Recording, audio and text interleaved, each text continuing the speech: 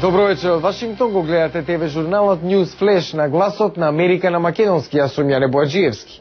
Во заедничка тајна операција на САД и Пакистан пред неколку дена во Карачи, фатен вториот по ранг командант на Талебан. Во меѓувреме продолжува жестоката офанзива на коалиционите сили во јужната афганистанска провинција Хелманд, при што загинаа тројца цивили. Според официјални лица, Мула Абдул Гарани Барадар по влијание бил веднаш задосновачот на Талебан Мула Мохамад Омар и најважно лице од групата уапсено од почетокот на војната во Афганистан во 2001. Талебан во Афганистан негираше дека тој е фатер. Пакистански и американски агенти тврдат дека го испрашуваат Барадан, кој бил задолжен за секојдневните борбени операции и управувачкиот политички совет на Талебан. Уште 3 цивили загинале во големата офанзива под раководство на НАТО против Талебан во јужната афганистанска покрајна Хелманд, во кој учествуваат 15.000 американски, британски и афганистански сили. НАТО подвлекува дека заштитата на цивили е приоритет во обидот да се истисне Талебан од областа, но тоа доживеа удар во неделата кога проектили на коалиционите сили погодија дом во местото Марджа, при што загинаа 12 цивили. Во одвоен инцидент во вторникот во воздушен напад во соседната покрајна Кандахар загинале 12 цивили. Американската државна секретарка Хилари Клинтон предупреди дека Иран може да предизвика трка во вооружување на Блискиот Исток, доколку дојде до нуклеарно оружје. За време на посетата во Джеда, Саудиска Арабија, таа изјави дека доказите говорат поинаку од тврдењето на Техеран, дека нуклеарната програма на земјата е за мирнодопски цели.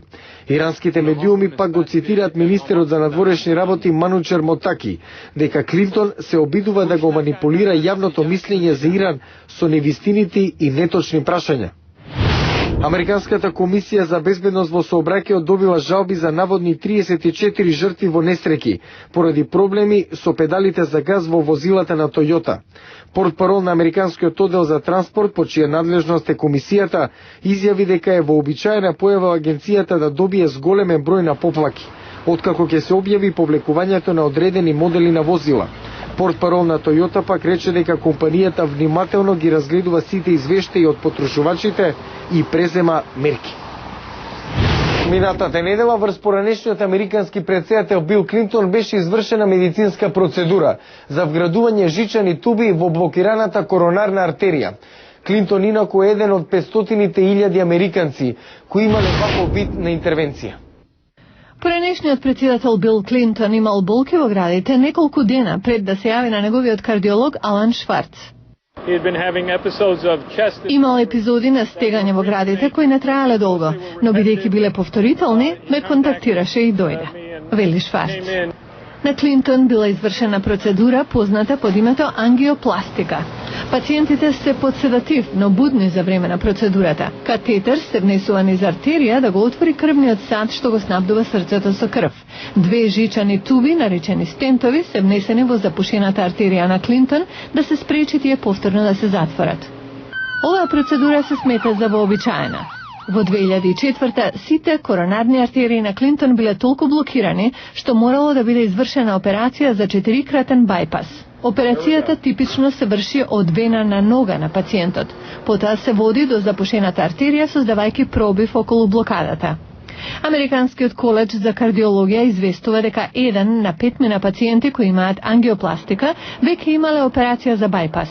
Лекарите велат дека вообичаено е срцевите пациенти да имаат всадено неколку стентови со тек на време заради нови блокади.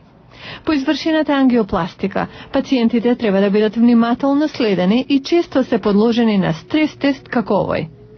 Лекарите предлагаат пациентите да вклучат редовно вежбање, да имаат здрава диета со овошје, зеленчук и мала количина на месо во планот на опоравок. Клинтон вели дека сето тоа го прави, но дека животот треба да се живее. Времето си минува, не можете да го вратите. Треба да се живее во моментот и напред, вели тој. Женскиот хокеј е релативно нов спорт. На Олимпијадите воведен уште од игрите во Нагано, Јапонија во 1999. Во следниот прилог ви ја представуваме женската хокејарска репрезентација на САД, која заедно со уште 7 екипи ќе се напреварува за златниот медал на Олимписките игри во Ванкувер, Канада 2010.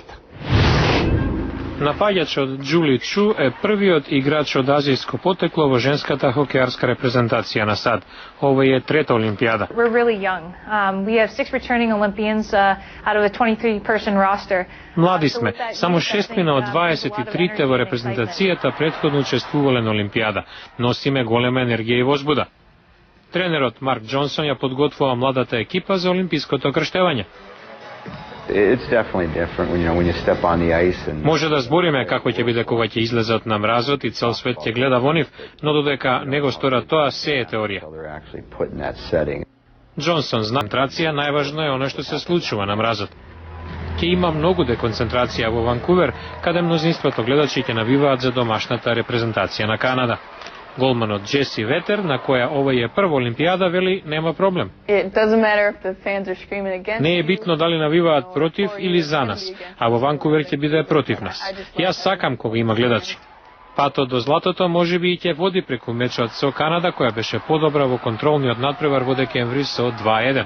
Анджела Руджеро гледа и друга улога со соиграчите, освен борбата за олимписко злато.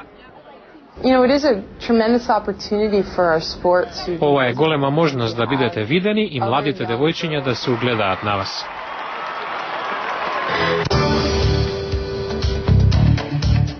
Утре во Newsflash, владин рецепт против економската криза. Побрзи возови, повеќе работни места.